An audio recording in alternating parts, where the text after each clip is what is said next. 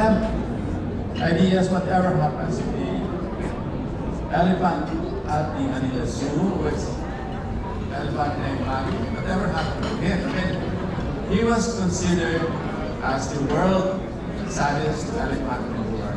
Can you comment on that, please?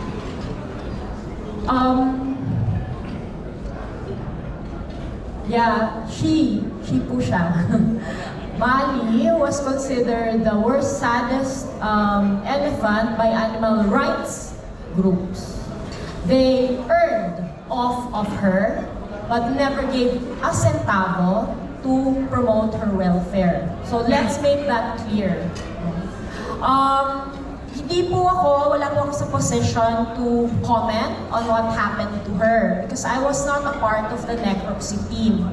What I know is that the team did the best they could given the instruments that and expertise that they had at that time. No? Yun lang po yung masasabi ko.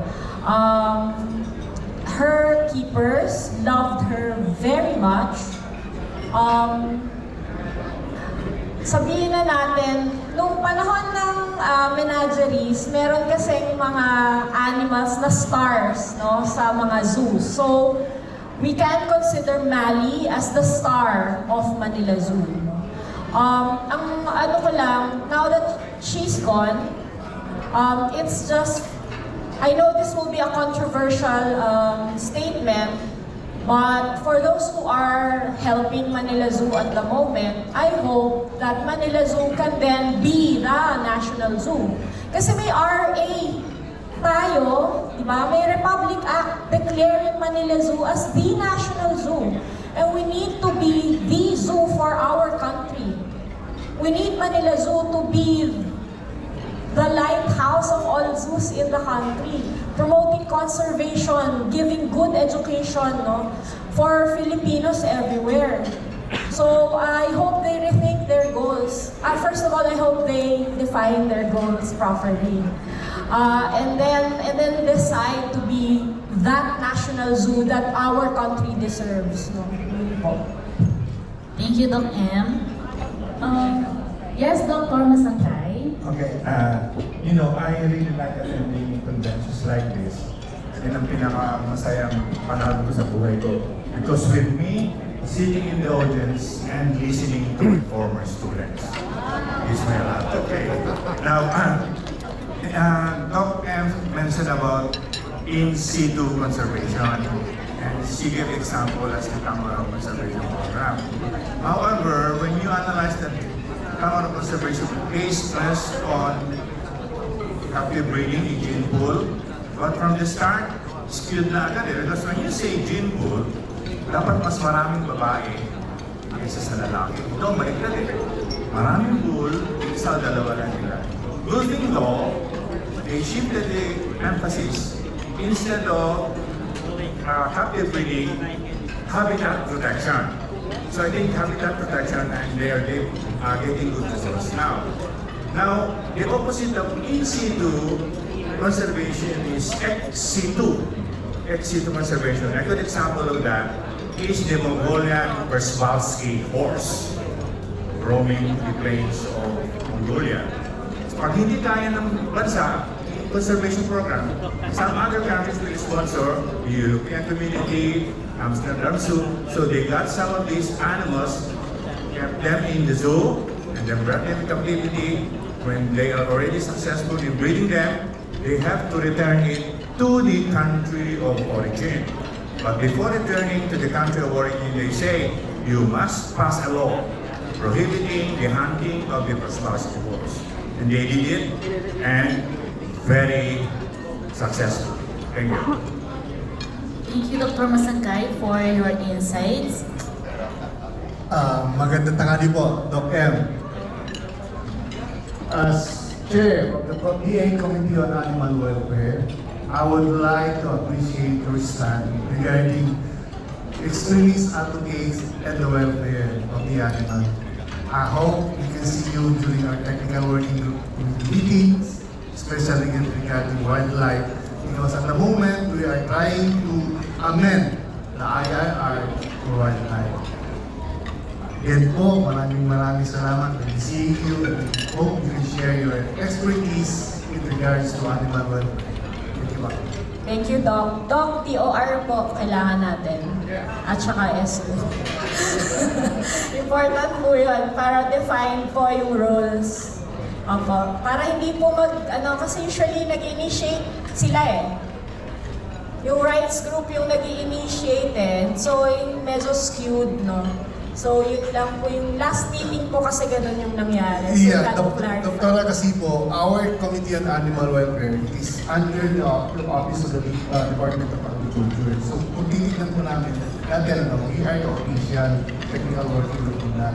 If they would initiate it, private na lang po yun. Kasi po gagawin po natin dito, with the government issuances po, para magabayan po yung mga private entities. Okay ba? Thank you po, Doc. Okay, Dr. Alice Suglang, City Veterinarian of Cebu City, and currently designated by the Mayor as Special Assistant to the Mayor on Veterinary Agriculture and Fisheries Concern. Now I have two questions. One is for Dr. Ternura, and the other one is for Dr. Ray Gernapoles. And for you, Doc Ternura, what is your take? Because right now in Cebu, there are a lot of sightings of cobra. People who don't understand what's the use or what's the use of cobra in our ecosystem. Once you see the cobra love mating, because starting January up to April, it's the mating season. So pag may makita silang cobra na love mating, ang ganda sana, pero halos pinatay. What will be your take? Are we going to conserve the cobra, or are we going to eliminate the cobra? That's for you. Hi, kinontak na po ako ni Doc Mar. Okay, for cobras, conserve, yes. Sino ba nauna sa Cebu? Yung cobra, yung tao. Di ba yung cobra? Okay, first of all, it's their habitat too. So we need IEC proper education, hindi fake news. No, they were not introduced in Cebu. They lived there long before us. And so, they have every right to be there. But, we need to educate people that the cobra helps in the ecosystem. Ang issue, ang nakita ko po sa Cebu is that Cebu is kinda like, ano ba? Unique.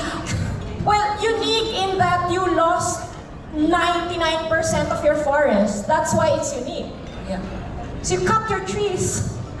That's why there are cobras in the cities. They don't have anywhere else to go. There's another problem, there's another problem because there's 15 monkeys right now in our city, in one of the barangays. And one of the councilor is like, trying to imply that it will be tourist attraction. That's why No, even try feeding the monkeys. There will be a nuisance later. Last May, I was in a meeting, no? Member po kasi ako ng Red List Committee ng DNR. And dahil ako lang yung ako yung veterinaryo at generalist. Kasi lahat sila, they have like specific specializations. May ornithologist, may mammalogist. Ako raw yung general practitioner na biologist. Sa akin binigay yung, ako po yung inatasan magsulat tungkol sa monkeys, no? For under human-animal conflict. And we have a big issue regarding human-animal conflict in monkeys because people thinking that it's a good idea to attract monkeys as tourists for tourism by feeding them. And this should not be the case, no? You need to have that suggestion pass through number 1 DNR because it's not recommended. Okay. We'll get, kasi we're putting, di ba po, we cannot push wildlife in contact with humans na sa isang unnatural setting. And if we do that, then it will be an unnatural setting.